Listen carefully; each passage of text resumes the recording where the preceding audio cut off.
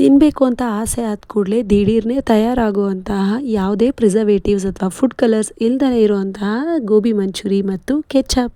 ಹೂಕೋಸಲ್ಲಿ famous recipe ಆಗಿರುವಂತಹ ಗೋಬಿ ಮಂಚೂರಿನ ಮಾಡೋದಕ್ಕೆ ಹೂಕೋಸುಗಳನ್ನ ಬಿಡಿಸಿಟ್ಕೊಂಡು ಒಂದು ಪಾತ್ರೆಯಲ್ಲಿ ಬಿಸಿ ನೀರಿಗೆ ಉಪ್ಪು ಮತ್ತು ಅರಿಶಿನ ಸೇರಿಸ್ಕೊಂಡು ಹೂಕೋಸನ್ನ 15 ನಿಮಿಷ ಹಾಕಿ ಇಡಬೇಕು. ಅದಾದಮೇಲೆ ಹೂಕೋಸನ್ನೆಲ್ಲ ತೆಗೆದಿಟ್ಕೊಂಡು ಮತ್ತೆ ಒಂದು ಸಲ ತಣ್ಣೀರಲ್ಲಿ ತೊಳ್ಕೊಂಡು ಎತ್ತಿಟ್ಕೊಳ್ಬೇಕು. ಇದನ್ನು ಕೋಟಿಂಗ್ ಮಾಡೋದಕ್ಕೋಸ್ಕರ ಒಂದು ಪಾತ್ರೆಯಲ್ಲಿ 2 ಸ್ಪೂನ್ ಕಡಲೆ ಹಿಟ್ಟು, ಒಂದು 4-5 ಸ್ಪೂನ್ ಜೋಳದ ಹಿಟ್ಟು. ಈ ಕೋಟಿಂಗಿಗೆ ಓವರಾಲ್ ಎಷ್ಟು ಹಿಟ್ಟು ಬೇಕಾಗುತ್ತೋ ಅಷ್ಟೂ ಜೋಳದ ಹಿಟ್ಟನ್ನ ಅಂದರೆ ವೈಟ್ ಕಾರ್ನ್ ಪೌಡರ್ನ ಸೇರಿಸ್ಕೊಬೋದು. ಇದಕ್ಕೊಂದು ಸ್ವಲ್ಪ ಖಾರಕ್ಕೆ ತಕ್ಕ ಹಾಗೆ ಮೆಣಸಿನ್ಕಾಯಿ ಪುಡಿ ಮತ್ತು ಉಪ್ಪನ್ನು ಸೇರಿಸಿ ನೀರು ಹಾಕಿ ಬೋಂಡಕಾಯಿ ಹಿಟ್ಟಿನ ಹದದಲ್ಲಿ ಕಲಿಸ್ಕೊಳ್ಬೇಕು. ಇದ್ದರೆ ಕ್ರಿಸ್ಪಿನೆಸ್ಗೆ ಬೇಕಾದರೆ 1 ಸ್ಪೂನ್ ಅಕ್ಕಿ ಹಿಟ್ಟು ಕೂಡ ಸೇರಿಸ್ಕೊಬೋದು.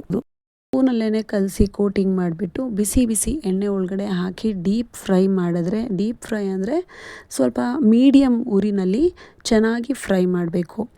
ಚೆನ್ನಾಗಿ ಫ್ರೈ ಆದಮೇಲೆ ತೆಗೆದಿಟ್ಕೊಂಡ್ರೆ ಗೋಬಿ ಮಂಚೂರಿ ರೆಡಿ. ಮನೇಲೇ ಮಾಡಿರೋವಂತಹ ಕೆಚಪ್ ಜೊತೆ ಬಿಸಿ ಬಿಸಿ ಗೋಬಿ ಮಂಚೂರಿನ ಸವಿಬೋದು.